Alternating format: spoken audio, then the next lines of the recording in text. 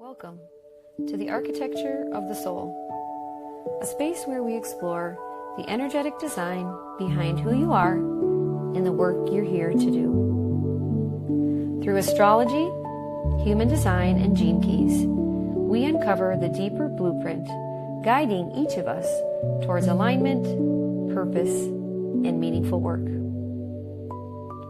In each episode, I sit with healers, leaders, and changemakers to decode their design and trace the path that brought their purpose to life.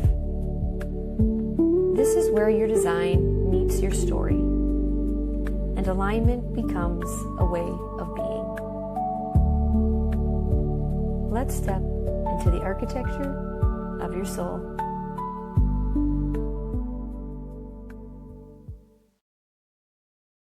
Hello and welcome to the Architecture of the Soul. I am your host, Jennifer Klein, and today we have, our guest is Dr. Jennifer Van Allen, also known as the Wholeness Doctor. Thank you, Jennifer, for being here. Thank you for having me. And so Jennifer and I know each other, and we'll get into that in just a little bit. But kind of tell people, if this is their first time kind of seeing who you are you, and what is it that you do in life and in the world? I feel like this is such a fun question because it's a question that I've also asked at events where women have come to listen to me. And every single time the women always respond with their job. Like, this is my job, or I'm a mom, or I'm a teacher. And okay, outside of those roles that are always shifting in your life, who are you? And so many women ugly cry at that question. And so I love this question because it's one that I've thought of myself a lot. Who am I outside of the roles that are shifting and the hats that we wear? We wear a lot of hats, especially as women. And I think if I were to siphon it down, I'm someone who can look at any problem, whether it was when I was a mechanic, whether it was when I was an event coordinator, or even in health with emotional health, romantic relationships, and physical health, and quickly see the patterns. Where are we really wasting energy and in loops? And how do we quickly shift that?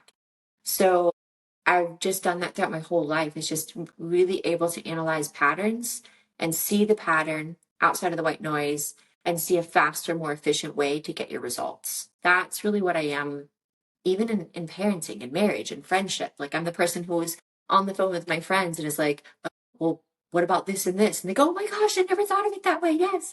So really, I'd say pattern analysis, really quickly, of how do we better use the energy that we have, our time, our money, our energy here in this life. Yeah. And then what am I doing in the world? That I'm doing that. That's It's always a lot of ways I'm doing that. I'm doing that in my own life. I'm doing that in my friendships. I'm doing that in business. I've helped people who are non-verbal autistic become verbal again over the years by seeing these, it's almost like tiny threads of patterns that were there, but you couldn't put the two pieces together. And so I've worked in physical health, in office with patients. I've worked with labs with patients. I've worked in body work with patients. And I just recently, in the past couple months, have switched to, instead of really the focus being a lot of what's going on with your health, your hormones, your metabolism, your physical, to really being that relationship with self and the people in your home, which for me, I'm seeing over the years and working with patients, is the biggest environmental factor to their stress, to their cortisol, to their hormones, to everything. Weeks down the road, you're not still analyzing that bowl of cereal that you had that you shouldn't have eaten, but you are still analyzing that conversation and still wonder, why did I do that? Why did they do that? Why am I still stressed about this? And so now what I'm doing is really giving people extremely quick clarity on those questions outside of therapy, which is the emotional level, but way before then, the neuroscientific level of your neural pathways. Why are we processing the way we process, kind of like a computer? And immediately, in layman's terms, giving them the answer of why, and then giving them a system of tools that works for them to change the relationship versus endless conversations and therapy and attachment and, things that feel very heavy to us, of that analysis. And so that's what I'm doing in the world. And also in the world, all kinds of things in parenthood and in my own romantic relationship and all kinds of really fun, exciting things too. So yeah. Yeah. Well, thank you for sharing that. It's interesting that, yeah, I've seen you kind of evolved and talking more and working with people in relationships. You mentioned that because we'll get into, your chart in a little bit. And there is a part which really shows that relationally is where a lot of your work, whether it's Mm-hmm. for teaching other people. So I think that's really going to be kind of cool to talk about. Mm-hmm. So all the information's awesome. Can you just give people just a little bit, just a snapshot of like your background? Because obviously you're a doctor. So what kind of doctor, and then what other kind of training and stuff have you done over your life? Yeah. So I am trained in doctor of naturopathic medicine. I'm trained in epigenetics. I'm trained in labs. I'm trained as a QEEG brain pattern specialist, where you put the big machine, the QEEG machine on your head, and you're looking at the Z scores. I'm trained in body work, such as kinesiology and reflexology, myofascial release, cranial sacral. Trained in I just traditional Chinese medicine, and I'm studied with shamans and spent some time going really deep into studying indigenous medicine, which that was a really wonderful experience as well. So everything from Eastern, Western to indigenous medicine. I'm trained in bits and pieces that help me look at the person as a whole, and really deeply trained in neuroscience, which is my favorite place to help people and put together patterns. Yeah. Yes. So that's awesome. Like I said in the beginning, Jennifer and I know each other. So I learned about Jennifer on the internet. I had a friend who kind of just said, "Oh, this woman, all the stuff she's talking about is so awesome and interesting. I think you'd love it and align with you." Yeah, and I started kind of just watching. I think it was Facebook, probably some lives and stuff. And eventually, so this is 2020 when all the stuff's going on in the world. So people are, looking for kind of, something to resonate with to help them through what we were all Mhm. going through. And yeah, so eventually I learned about, the work you're doing in the world, and you had designed this course, this HIP practitioner course, which I took and met a lot of really wonderful people through the course, but it's a holistic intuitive practitioner. Um, so that's kind of how I got to know her, and we even had some in-person events, and it was really fun. And like I said, her work over the years has evolved and changed a lot. So I know that you have that, and you have that coursework available for people, but you're kind of moving and shifting so quickly out of things as well.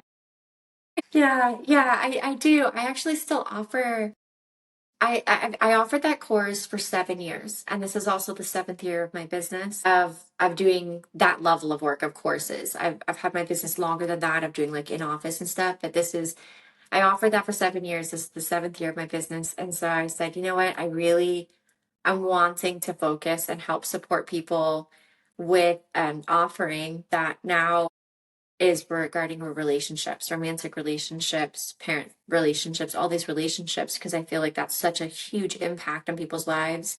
But with that course, they also have time with me in Zoom every single week to ask everything about the application and all that.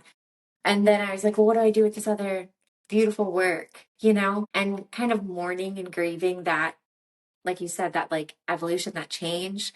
And so I have it all offered in what's called the Legacy Collection, where that and some other courses that I've made, even on my personal journeys and experience, are all in one thing um, as part of the legacy I've created. Yeah, and just myself going through it, it's amazing. All the different programs that you create Thank you. is amazing. And we're going to talk a little about why you have so much, not just intellectual, but this creative energy. I mean, we all have it, but you have a lot of it in your chart. So these are all the fun things that we get to talk about now. So, are you ready? I'm ready. I'm so excited. I am. I think we're all different. I love what Alan Watts says. We're all walking each other home. We all have different lenses and views. So I'm so excited to hear your perspective and your wisdom on everything. Yeah.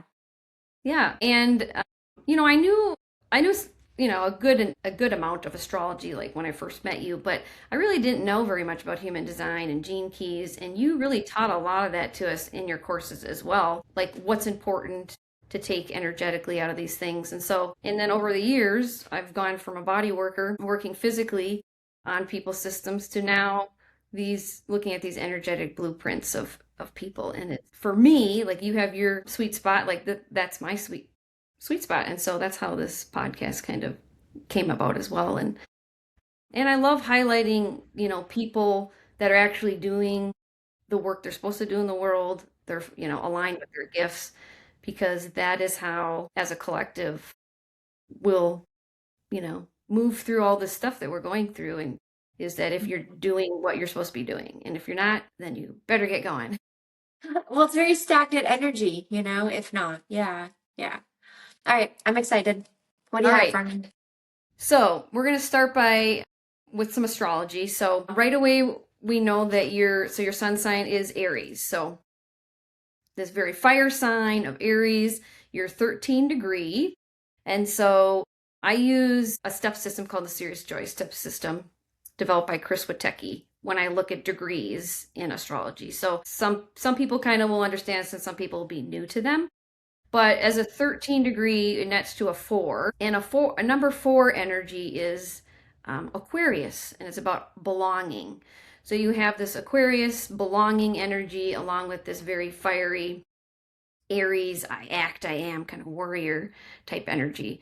And so from what I know of you, even just that energy by itself can explain you a lot of having a lot of this fire, and you're very action oriented. You're gonna, get stuff done, but also like not only do you want to feel like you belong, but you want others to feel like they belong. And so that community aspect and the humanitarian aspect of an Aquarius is very, Yeah. very much a lot of your energy. Hmm. And people are like, you're not just your sun sign. Like you hear people talking about all these things, but at the same time, like 70% of your energy is your sun sign. So it is a big part of your energetic makeup. Yes, all the different planets, they trickle in and they affect things, which we're going to talk about. But for you, being this very energetic, fiery Aries is a lot of who you are. So I look at you know, the 4 elements. So we talked about actually the 5 element theory a lot in the work that I did with you. But in astrology, we're just going to look at the 4 elements. And so out of all of these elements, your fire is you've got the most planets in fire. So fire, fire, fire, a lot, right? Yes. And then we'd say the second kind of energy would be air. Mm-hmm. So air, you put more air to a fire, you get, you get more fire. So, I mean, you just have this really like energetic energy. It just keeps going. And so fire, and then the air is like, that's the creative, where a lot of that creative energy, the intellectual, the communication energy is all in that. So, and then what you're doing in the world with your work is very much a very fiery, airy type Hmm. energy. So I think that's really cool to point out in your chart. And then I would say like the third element would be water. So water, you have 3 different placements. And so it's there, and you have this more, the emotional intuitive, we say, are these waters. So you do have that, especially in your moon, but it's not as much as the fire and the air. So your moon, so how we emote our emotions in the world, is a Pisces. And so Pisces are very sensitive and sense a lot, like outside of themselves. So we would say someone who has a Pisces moon is quite feels a lot, right? Of their own emotional, like sensitive, but they feel a lot of other people's, Hmm. right? And like earlier when we got on, we were just talking about something. You're like, oh, this is gonna make me cry, and like that's just how I know you, is that Hmm. things emotionally, affect you easily, which is beautiful. And when we can connect with that emotion of our moon, and then like how we emote with others. It's a 19 degree. So 19 kind of nets to this 10, and 10 is Taurus energy. So it's all about manifesting. So manifesting and sensing, manifesting and sensing. Whatever you're manifesting, I mean, this is true for all of us, but especially for you. Um, you manifest through your sensitivity, your emotions in that connection. And so that is so important of how you connect with other people. And myself being, I'm a Scorpio, so I have this kind of watery, dark side, as some people will Mhm. say. And I have an Aries degree, so it's kind of very fiery. And so I feel like that's kind of what attracted to me with your teaching is this very warrior type, fiery Aries energy. But you just had this, yeah, this very feminine, emotional quality that I don't want to say that I was lacking, but that I desired a little bit more in my energetic field. So I feel that was a big how I was connected to you. And then, when we look at someone's rising, so our rising sign, they say like, oh, it can be so many things. It's the mask you wear in the world. It's what people see outwardly the most in you. And for you, it's a Libra. So Libra is this feminine receiving energy. It's all about balance, communication. And yours is a 23 degree, so which nets to a 5. So it's Gemini energy. So that's like air and air together. So it's intellectual thinking and then this receiving of balance. So almost like presenting your job in the world as this intellectual person that I got to communicate, as much information, whoever will receive it. Mm-hmm. Yes, that I feel like that's so accurate. If somebody said, "What magic wand would you do for your business?" Like money outside of it, constraints aside, I have more content and ideals than I have the time and bandwidth to create. I really do. Everything from metaphysics, like explaining like the matrix on a micro and macro and how we are the matrix and we're all also co-creating the matrix. There's no escaping. And like I mean wonderful things that like when I think at the end of the day, how much time do I have versus the content I'm creating, like that's beautiful and amazing, but I need to run my business, so reel it in. And so I feel as though if there's a magic wand, it would be that I just had the ability to create way more content for the sake of the beautiful understanding this human experience being out there, not just what is business oriented. Yeah. And what's interesting is what you just highlighted will actually see more in your gene key gifts Mm, that of why that is, right? That you have so much information and so much stuff to teach and like what do you do and can you do it all kind of a yes. thing. So it's really fun. The one other thing I'm going to point out with your astrology is so I like looking at, the circle diagram and like where on the circle is all your stuff, like all the energy. And so for you, most of your planet placements are what we call below the horizon. So this would be more unconscious energy, although you do have 3 that are up. So we say 7 unconscious planets and 3 conscious.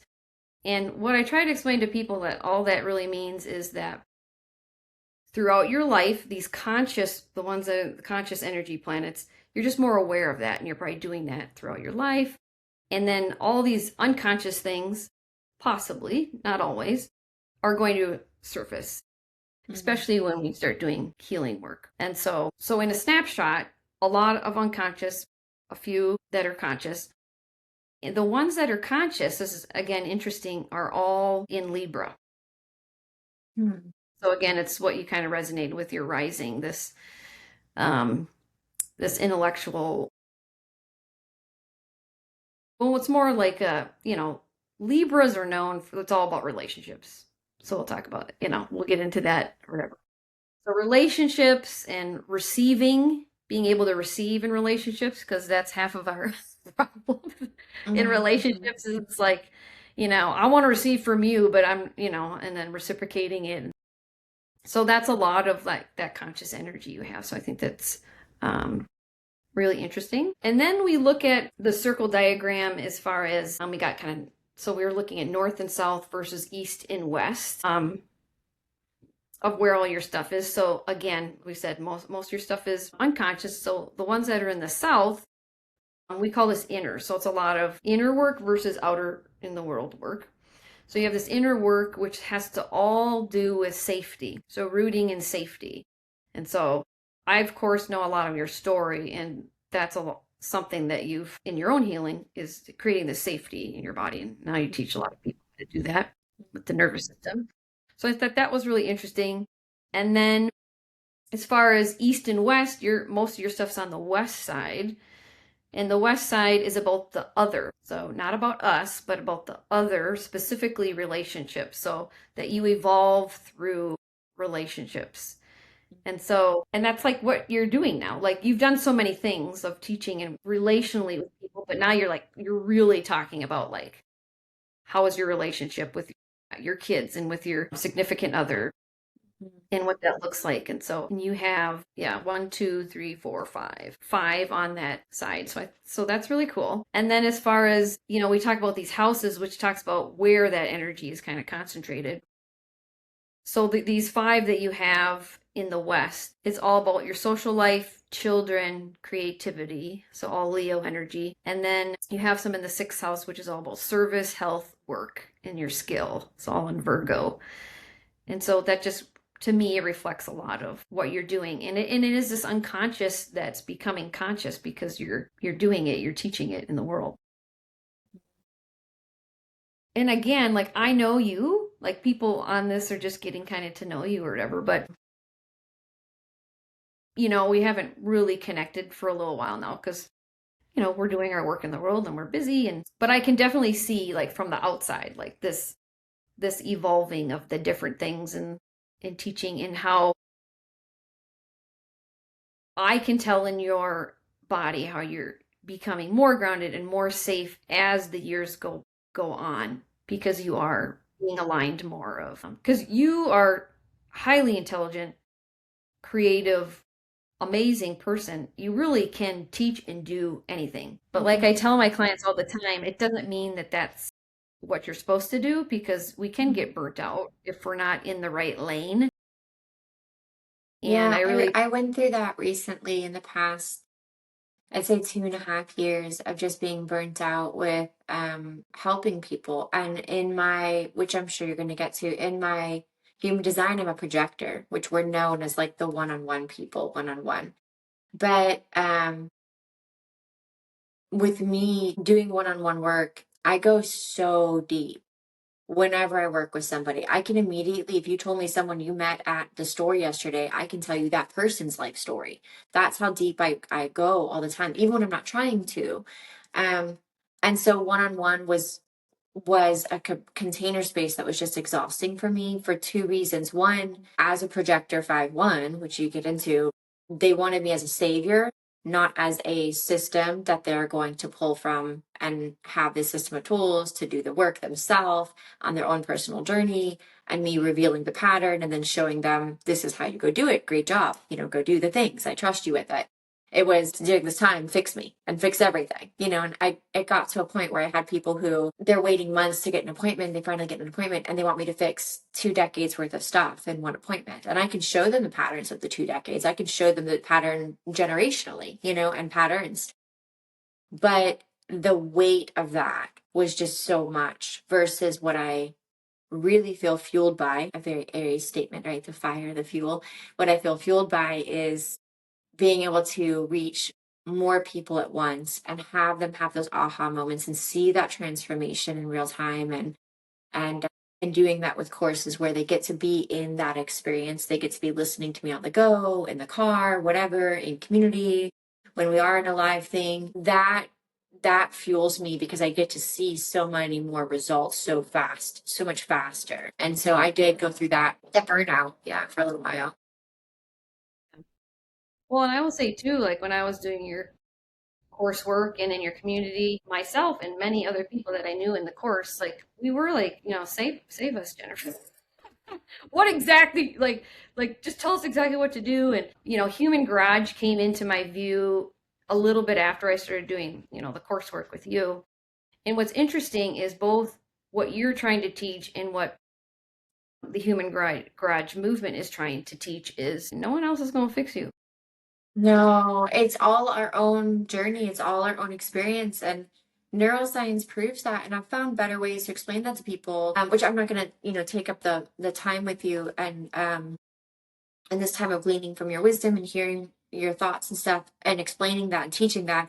But even that, I automatically go into the teaching. I'm like, reel it in, Jennifer, stop teaching. But neuroscience, it shows that so clearly how everybody in our life is essentially a movie that we're experiencing, but it is always us. And the great philosophers, teachers, whoever have always said, like it's always you. The answer is within you. And the best analogy of that is like a computer coding. Like if a computer is not functioning correctly, it needs like essentially an iOS update. It's not about everything else around it. It just needs to be reprogrammed of how it processes and interacts. And I've gotten better at articulating to people and also giving them tools to quickly do an iOS update.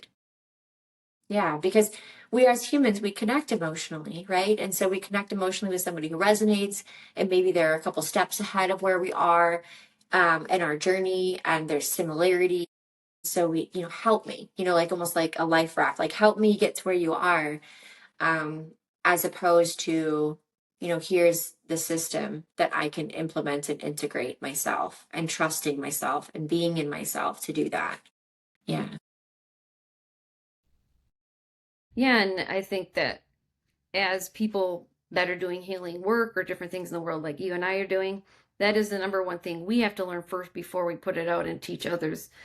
Is if I'm not doing, if I'm not working on myself and I'm not using these tools myself, like it doesn't matter how much I preach anything.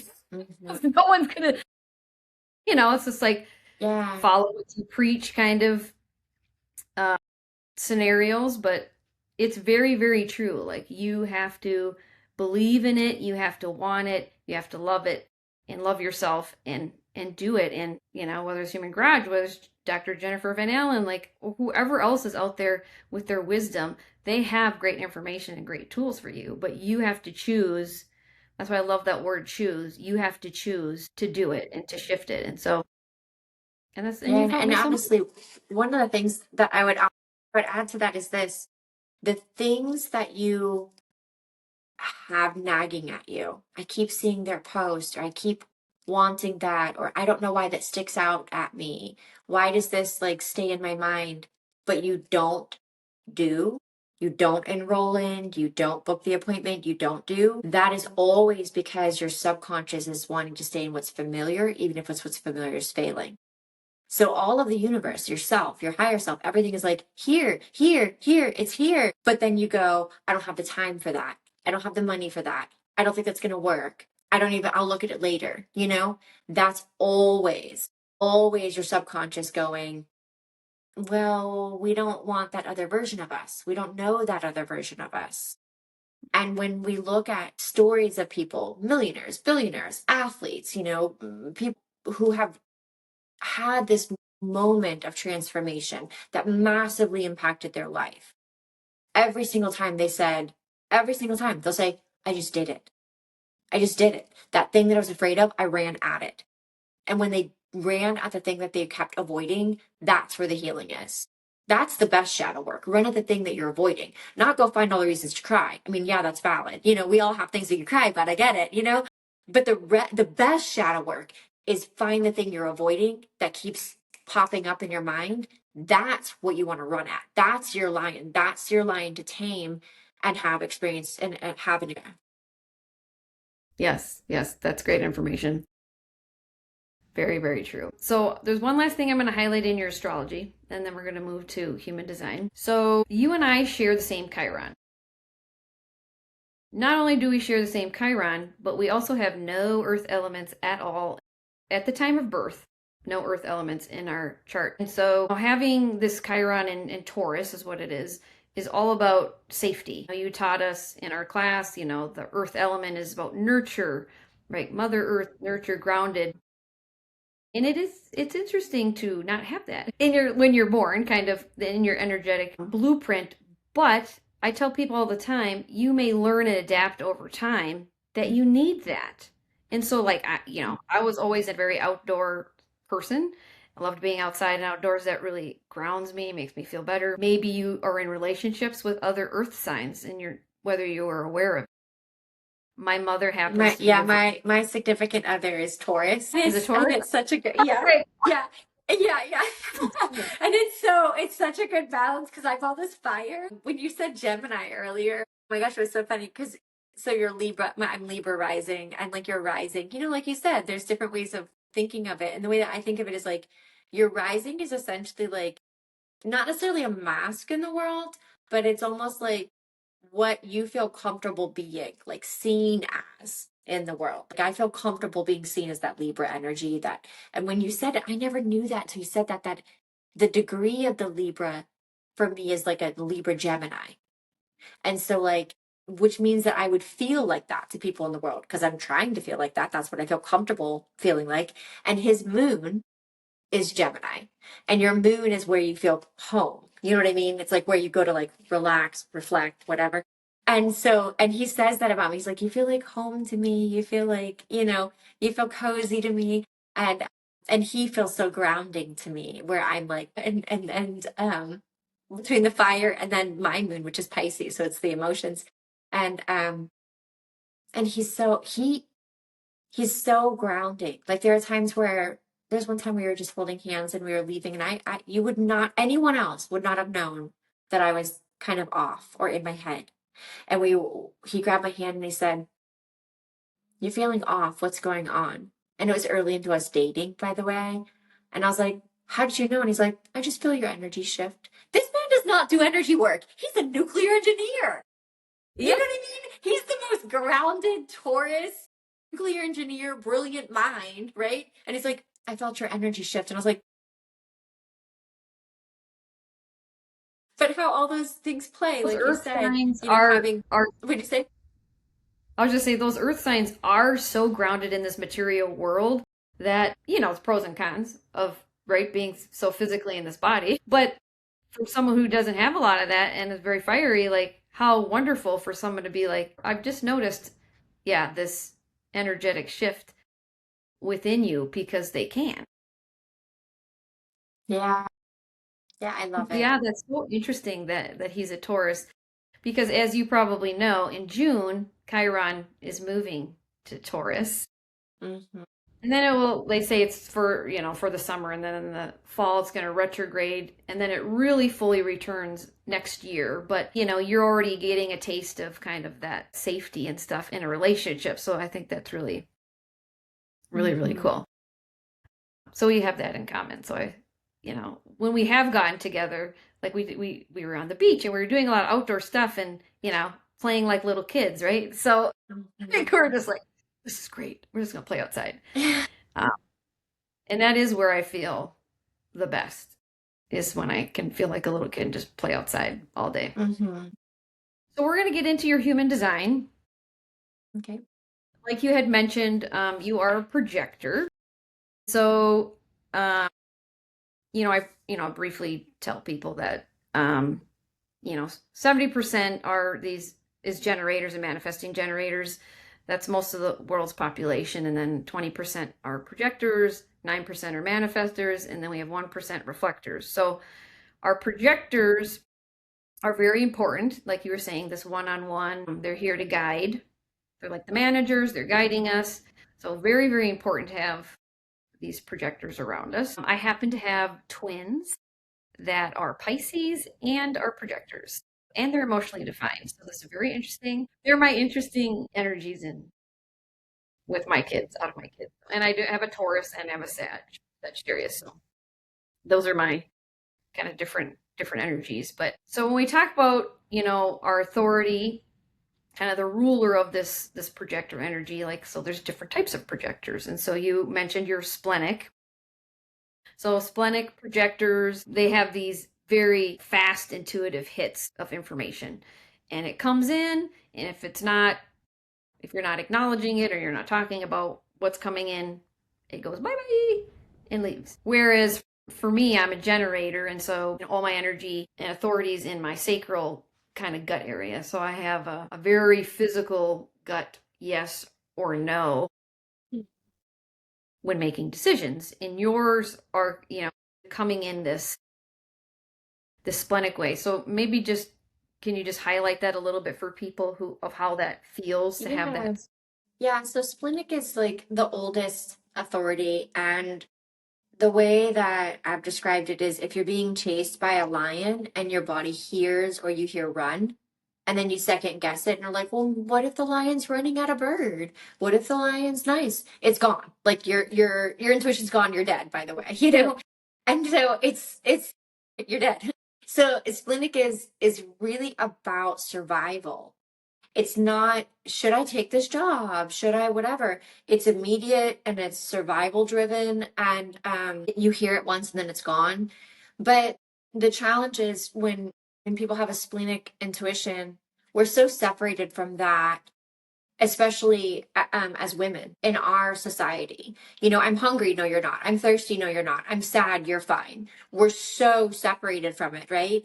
And then we get older and we're like, I don't know what my body's telling me. I need therapy. No, you just need to like get back in your body, right? You've been disconnected from it. But even for splenic people, yeah, you you become really disconnected from your survival needs for your body. And that's the intuition for splenic.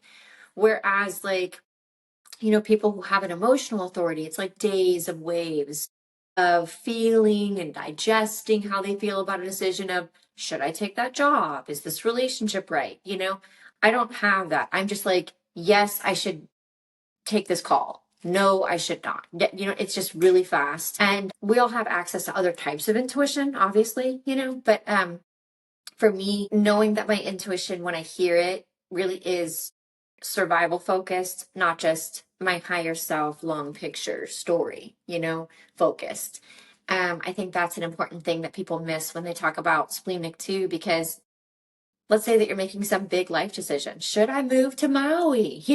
That's not a survival decision. So you might hear yes in that moment. Like, yes, right now my body needs to live in Maui. My body in a week from now may not. And so I think that helps understand context for that type. Which and it's also the more that you hone it, the more that you have amazing insight. Like I can be talking to somebody and I was talking to somebody yesterday, and she told me she just found out she's pregnant. And immediately I heard the word placenta previa. And I said, have you ever heard of placenta previa? And I'm in a context where I can say that to her. And she's like, actually, I was thinking about this because of this with my family history. And so we were able to have the conversation to support her body more proactively. So she's not going to be facing that. And even discuss belief systems that can lead to that through German new medicine and stuff. But like all of that was just, I just heard placenta previa. So if you can hone it, you really can be incredibly transformative in people's lives. And I think that's why splenic works with projector, because if you can hone it, you're this projector energy that has the guide and the survival of how to help people do that better. Yeah, that's great. That's a really great explanation. And I know a couple other splenic projectors, but I love getting everyone's perspective on, yeah, when, sometimes I say people kind of are aware that they have this their whole life. Sometimes it's developed over time. And so it's really important to hear from other people that maybe have a similar energy type to you to be like, oh, that's what that is. Mm-hmm. You know, I think that really helps us tune in our gifts, right, when we're around other Mm-hmm. energies. So I want to talk about the personality of this energy that you have, this projector energy. Is this what we call this 5-1 profile? And so the 5 being the heretic, so the visionary, the leader, an influencer of some kind. And then this other side, the 1, which is an investigator, so researcher and expert. And I mean, that's a great way to like sum up like Jennifer Van Allen, like this visionary leader and like researches everything and is this expert in all these different areas. And that is very much you. It is, and it's been something that I didn't understand where to put that until the past 2 years. I remember when I was out in Sedona years ago, and just talking to local teachers, healers, coaches, whatever, just talking. And I was describing my beliefs and my understandings of deep things about the universe. And someone said, that's the law of one. And I said, what's the law of one? And they were like, yeah, that's the law of one. You've read the information about that? I'm like, I don't even know what you're talking about as far as like who wrote information, like where is this information? I just know it. Over the years, there's just I think that's probably one of my curiosities is like how do I just know all these things? But it's like I master things so fast because there just is this connection with this deep knowing of things that I don't know how else I know it, but I just know it. And that's happened throughout my life, like even to the point of frustration when I worked with that one shaman. He's like, you don't have any past lives. And I was like, yeah, but it'd be really cool to hear about it. Like, not my personal belief system is not that, but I understand the science of it. Like, I understand how we're interconnected, conscious. Anyway, I'll save that for a different conversation. But and so I just wanted to hear it. And here he is. He can tell people, like, in his perspective, in his lens, their past lives. It resonates. They cry. They laugh. It's this, like, really cool human experience to have with him. And I'm sitting there, I'm like, okay, what about mine? And he's like, yours is just white light. And I'm like, what? That's hard. Like, what does that mean? And he's like, every single time that you've ever lived, you've, like, mastered it and then moved on. I'm like, bro, are you serious? Like, that's so deflating to, like, hear.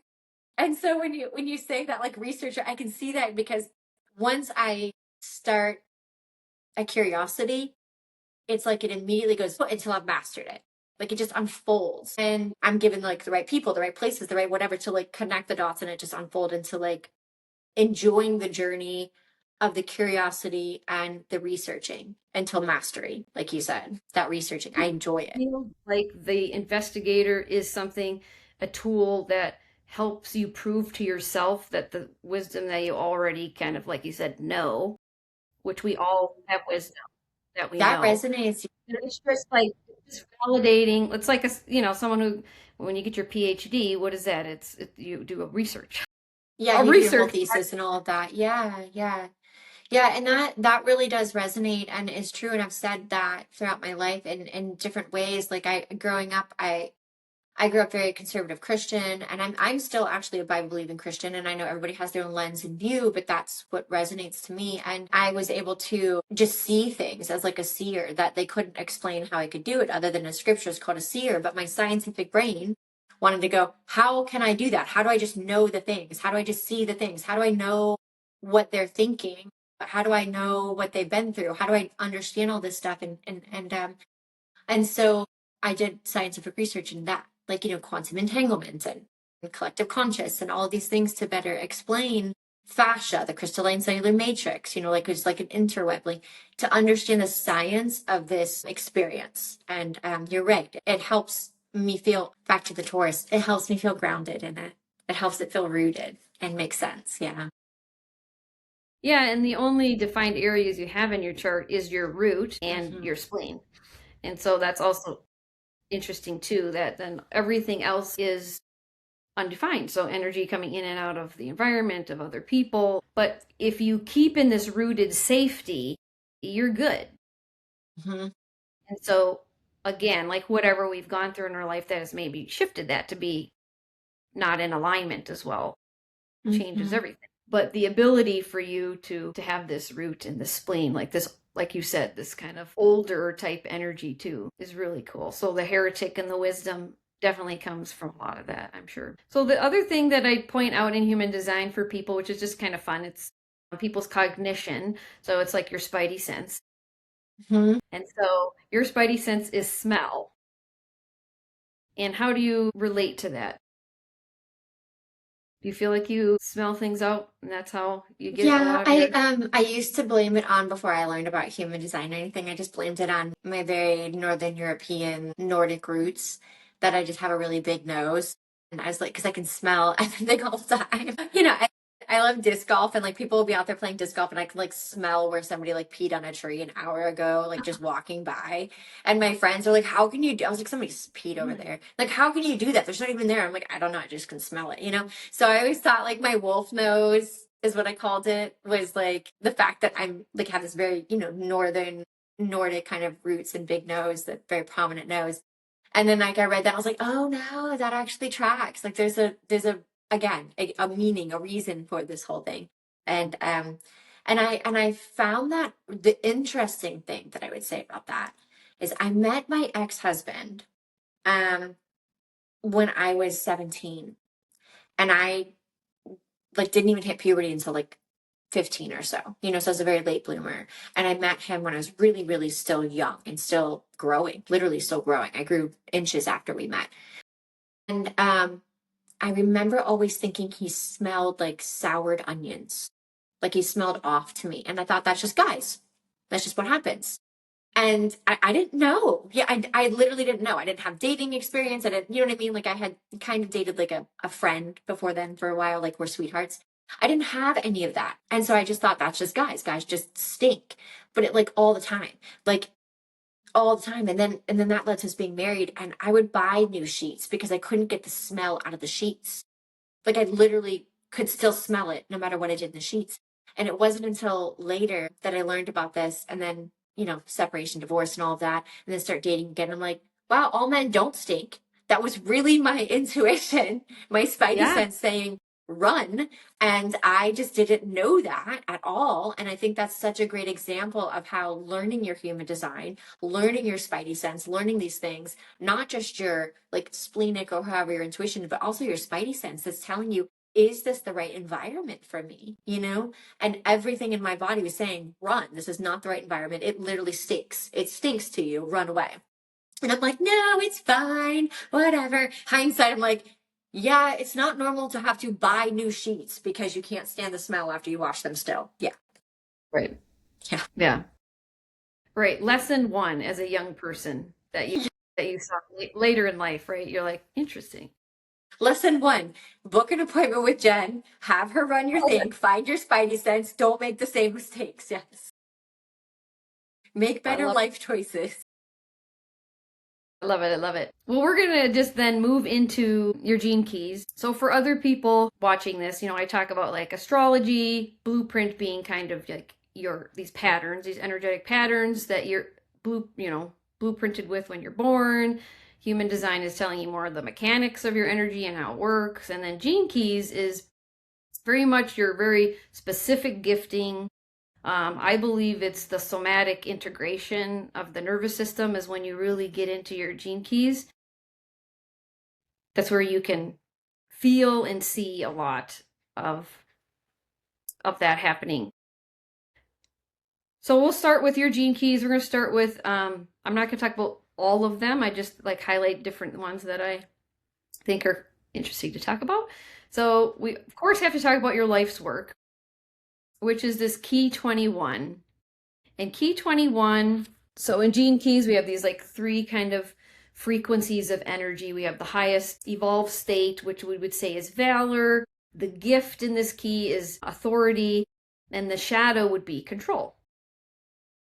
And so, not only if this is your life's work, but you have this too, you probably know this, you have it two other places in your chart. So people are like, well, what does that mean if I have it like more than once? I said, you better pay attention to that key, that energy, because that is again a big part of who you are, how you're designed, what you're supposed to do, but also if you get to look at the shadow part, it's going to tell you like a big part of what you've maybe experienced in your life. And so the shadow being control, I was just wondering if you could just quickly speak to throughout your life this energy of control. And I'm just going to add that in your coursework that we did, you taught us about chaos and order, and in the middle is flow. And that's probably the best concept that anyone could learn is that there's order and there's chaos if we're talking about energy, and then there's this flow in the middle.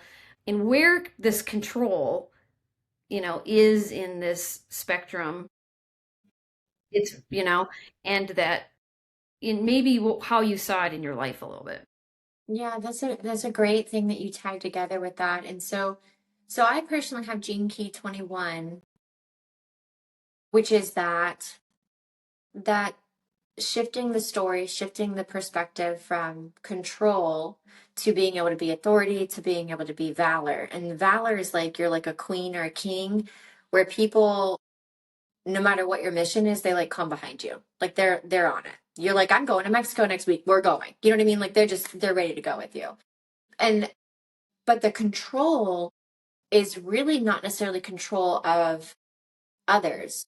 It can be control of others, or it can be control of self. And for me, in answering your question, I learned very early on to hyper scan my environment, make sure everything was safe, good, pattern recognition for my environment, and just hyper constrain and control myself. Do not open, do not share, do not ask for help, do not rely on anyone until everything is good, and then maybe kind of peek out, right? Kind of peek out. And another way that Gene Key 21 is described is the huntress. And it's like understanding ROI, return on investment, one of the things I teach on. And it's understanding, how do I get my wants and needs met versus how much energy am I putting out versus what I'm getting in.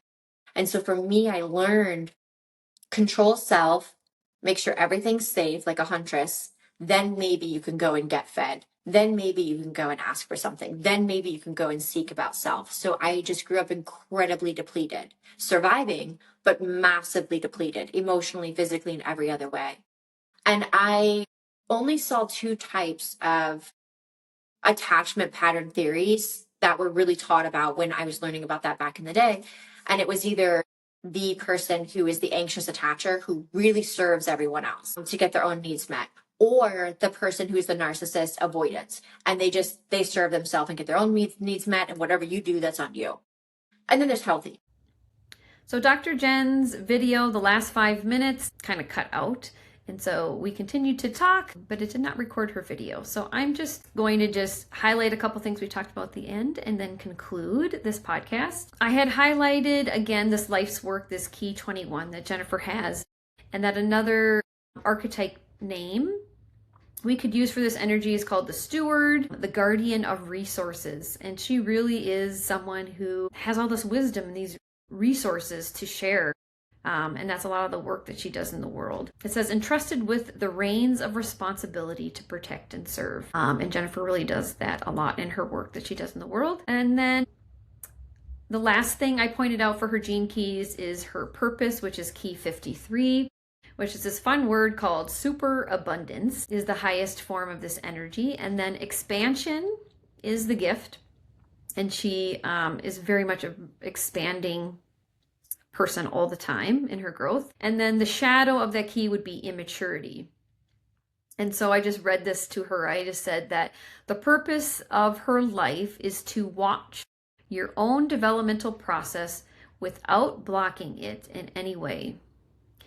If you allow yourself to stop expanding, then you will stop transcending.